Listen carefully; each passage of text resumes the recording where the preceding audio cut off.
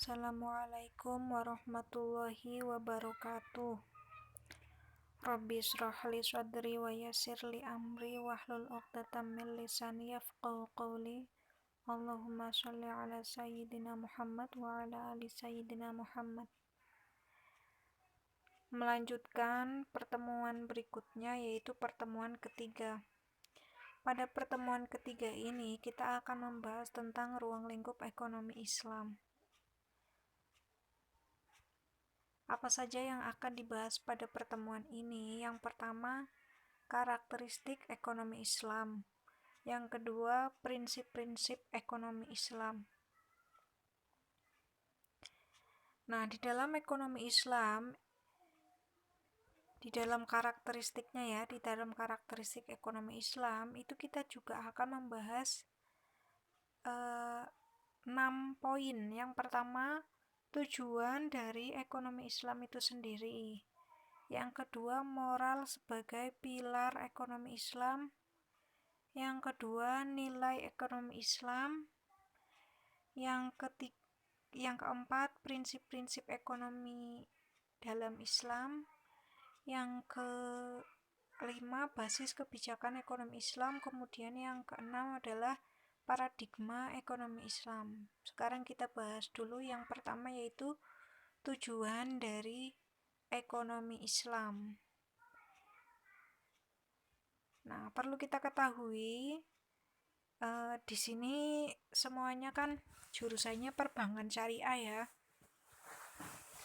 Ada juga di sini di Fakultas Ekonomi Bisnis Islam itu ada juga ekonomi syariah. Nah, otomatis kalian harus tahu tujuan dari jurusan kalian itu apa. Nah, sekarang kita ketahui tujuan ekonomi Islam adalah untuk mencapai kebahagiaan di dunia dan akhirat melalui suatu tata kehidupan yang baik dan terhormat. Nah, yang biasa kita sebut dengan falah. Kehidupan yang baik dan terhormat. Hayatun thayyibatun, yang biasanya orang-orang biasa sebut dengan hayatun thayyibatun ya.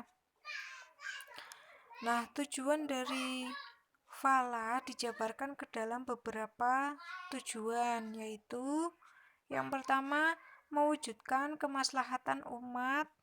Yang kedua, mewujudkan keadilan dan pemerataan pendapatan.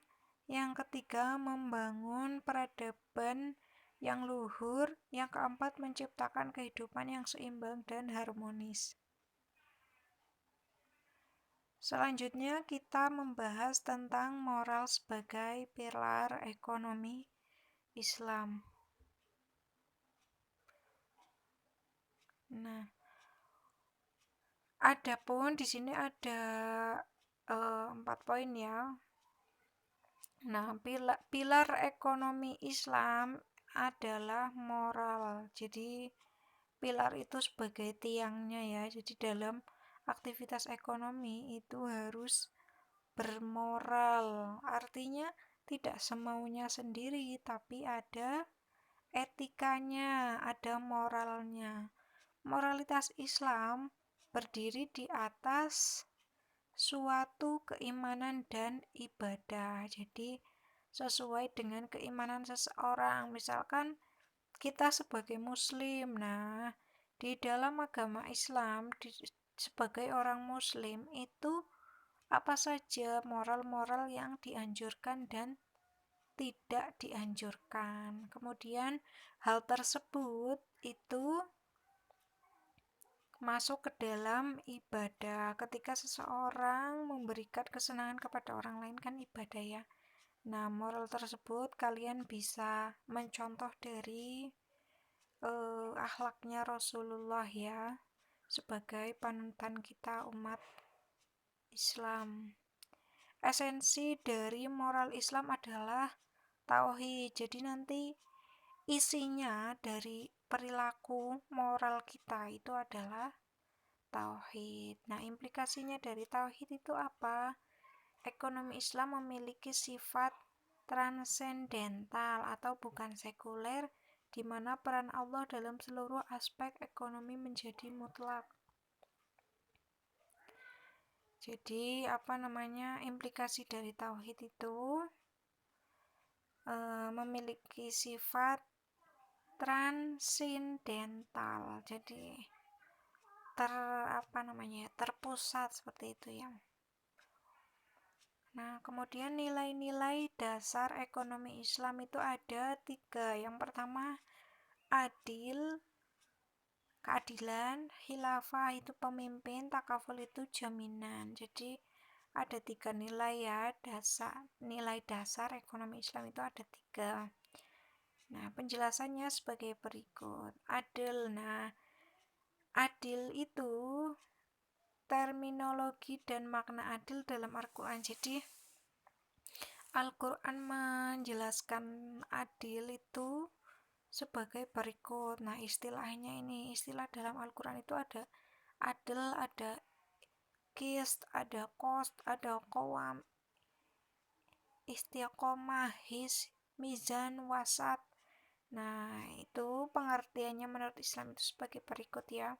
Nah, yang pertama yang biasa kita dalam buku-buku fikih itu yang diambil itu istilah adil. Nah, persamaan balasan.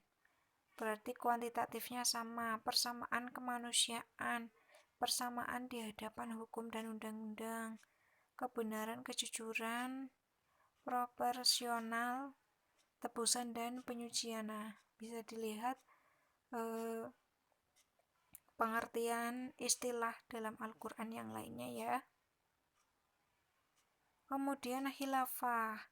Khilafah ini maksudnya apa? Nah, manusia diciptakan, diturunkan ke bumi adalah untuk sebagai khilafah di bumi, sebagai pemimpin, mengelola sumber daya alam yang ada, mengelola langit, bumi, dan isinya. Nah, dalam mengelola tersebut itu harus ada sikap tanggung jawab berperilaku ekonomi dengan cara yang benar.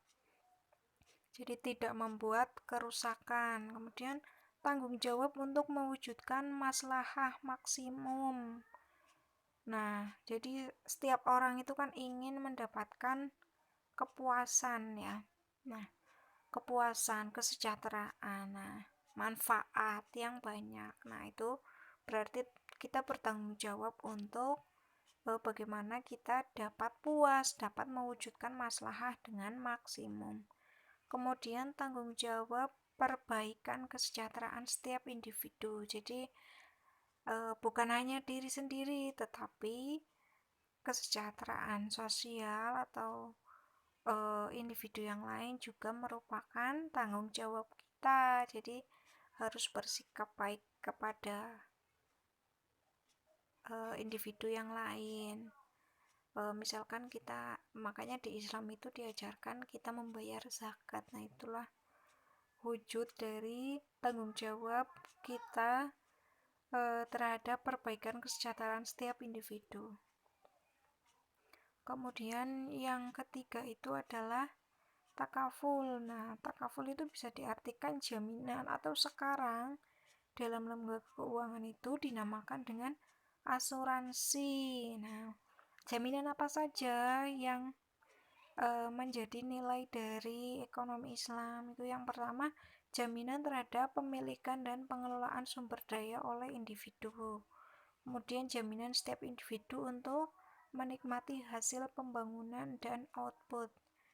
Yang ketiga, jaminan setiap individu untuk membangun keluarga yang sakinah.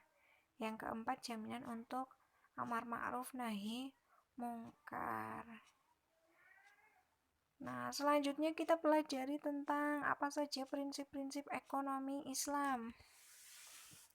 Yang pertama, prinsip kerja. Yang kedua, kompensasi, profesionalisme, kecukupan, pemerataan kesempatan. Oh, kecukupannya ini 2 ya, berarti ada yang salah, ini nanti tulisannya diperbaiki.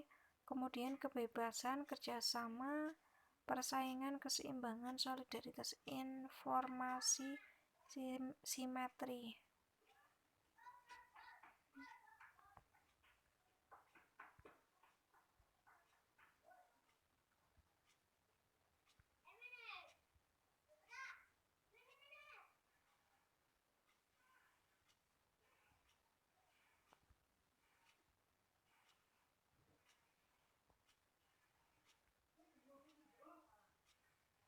Kemudian basis kebijakan ekonomi, penghapusan riba, pelembagaan zakat,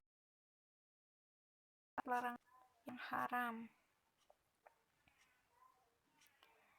Nah, kemudian paradigma ekonomi Islam. Sistem ekonomi Islam adalah perekonomian dengan 3 sektor, yaitu sektor pasar, masyarakat, dan negara, di mana tiap sektor memiliki hak dan kewajiban tertentu dalam menggerakkan kegiatan ekonomi untuk mewujudkan kesejahteraan umat, karena masing-masing memiliki kelebihan dan kekurangan. Karakteristik dari ekonomi Islam itu kita bisa lihat ya. Misalkan kalian membacanya itu, ini adalah sebuah lapisan kulit. Nah, ada epidermis, endodermis, dermis, dan apa ini tengahnya, inti. Nah, epidermisnya itu paradigma adil dan harmoni. Kemudian endodermisnya prinsip ekonomi Islam, dermisnya adil, khilafah, takaful, kemudian mencapai tujuannya atau intinya itu adalah falah. Nah, demikian penjelasan materi pertemuan ketiga. Dilanjutkan dengan diskusi ya melalui grup WA. Silahkan berdiskusi. Jika ingin ada yang ditanyakan, silahkan ditanyakan. Jika ada yang mau menambahkan, silahkan ditambahkan. Assalamualaikum warahmatullahi wabarakatuh.